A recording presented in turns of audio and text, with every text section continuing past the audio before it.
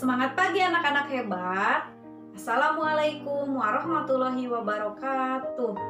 Apa kabar kalian? Semoga semua ada dalam keadaan sehat dan bisa belajar dengan gembira. Pagi ini kita akan belajar materi kelas 6, tema 2, subtema 1, pembelajaran ketiga.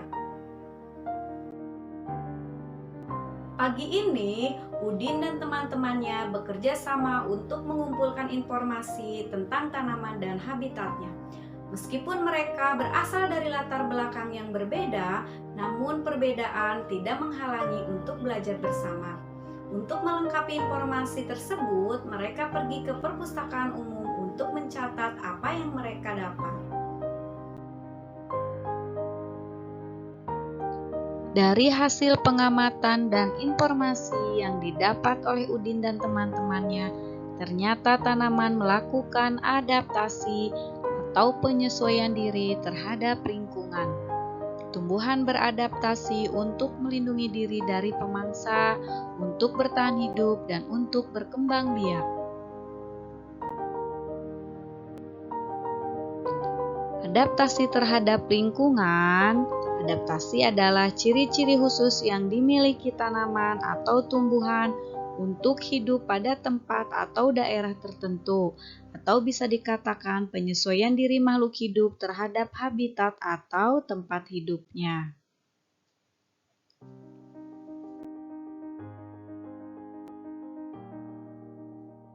Berdasarkan habitatnya, tumbuhan dibagi menjadi 3 jenis.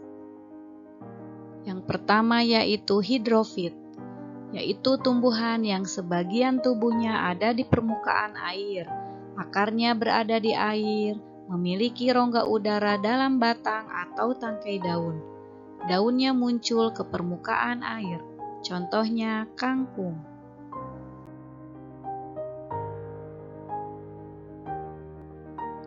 Yang kedua yaitu higrofit, yaitu tumbuhan yang hidup di daerah lembap. Tubuhnya terdiri atas bagian-bagian akar, batang, dan daun. Batangnya pada umumnya tidak tampak karena terdapat di dalam tanah. Daunnya yang muda umumnya melingkar atau menggulung. Contohnya pada tanaman pakis. Yang ketiga yaitu xerofit, yaitu tumbuhan yang hidup di daerah yang kering. Tumbuhan ini memiliki daun tebal, sempit, kadang-kadang berubah bentuk menjadi bentuk duri, sisik, atau bahkan tidak mempunyai daun. Batangnya tebal dan mempunyai jaringan untuk menyimpan air. Akarnya panjang, contohnya lidah buaya.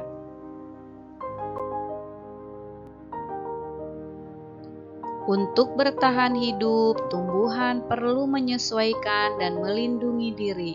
Contohnya pada bunga mawar, rafflesia, kaktus, teratai, kantong semar, dan bakau. Nah, bagaimana tumbuhan tersebut dapat beradaptasi dengan lingkungannya?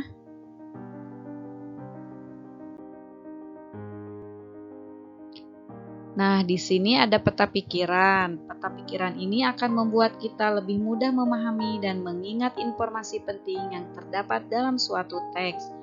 Suatu teks itu memiliki informasi penting. Informasi penting tersebut dapat kita temukan dengan membaca teks secara utuh. Kita juga dapat menemukan informasi penting menggunakan kata tanya apa, di mana, kapan, siapa, mengapa, dan bagaimana.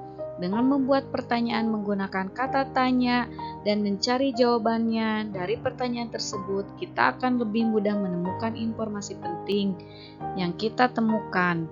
Nah, informasi penting yang kita temukan ini kita sajikan dengan peta pikiran tersebut.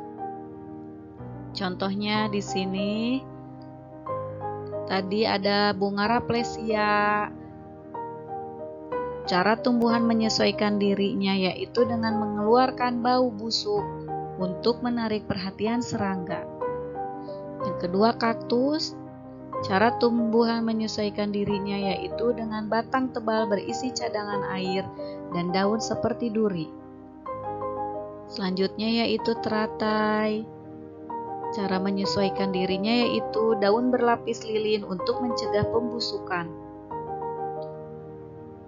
Bakau yaitu cara tumbuhan menyesuaikan dirinya dengan memiliki akar tunjang untuk menopang. Selanjutnya yaitu mawar, yaitu memiliki mahkota bunga yang berwarna mencolok dan kelenjar nektar untuk menarik perhatian serangga yang membantu penyerbukan. Berikutnya yaitu kantong semar.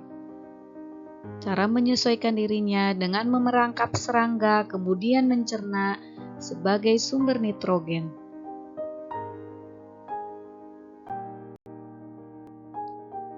Berikut di sini ada peta pikiran cara tumbuhan melindungi diri.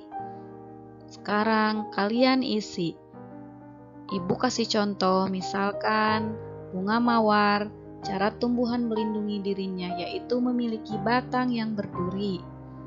Berikutnya yaitu kaktus, durian, karet, tumbuhan jarak, dan bambu. Silahkan kalian isi dari informasi yang telah kalian baca.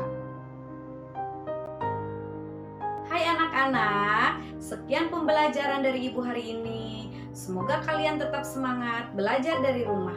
Assalamualaikum warahmatullahi wabarakatuh.